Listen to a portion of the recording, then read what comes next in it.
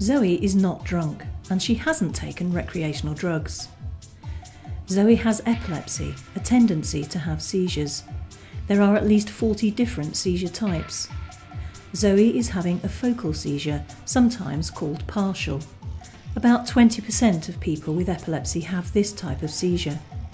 This film gives information about focal seizures, including appropriate first aid.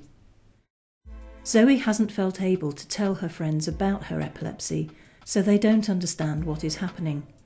A focal seizure is when a small part of the brain is affected. The person doesn't convulse and may be able to walk, but may not be aware of what's going on around them. The person may have repeated movements, for example fiddling with something, repeatedly smacking their lips, and their eyes may look unfocused. They're often unable to respond to questions or instructions. Zoe doesn't understand what's happening. She is frightened and her instinct is to protect herself. But she is seen as being aggressive and is now in danger of being arrested. Zoe's seizures usually last for a few minutes, but some people have seizures that can last for hours.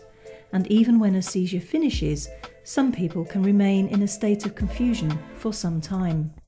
I think it's important that police officers, along with the general public, understand the nature of epilepsy and that they can recognise seizure types. First aid for a focal seizure. Speak to the person and be calmly reassuring. Gently lead the person to safety, don't force or restrain them. Let the seizure run its course.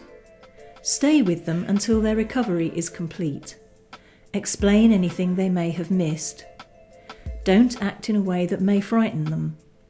Don't assume they are aware of their actions. Don't give them anything to eat or drink.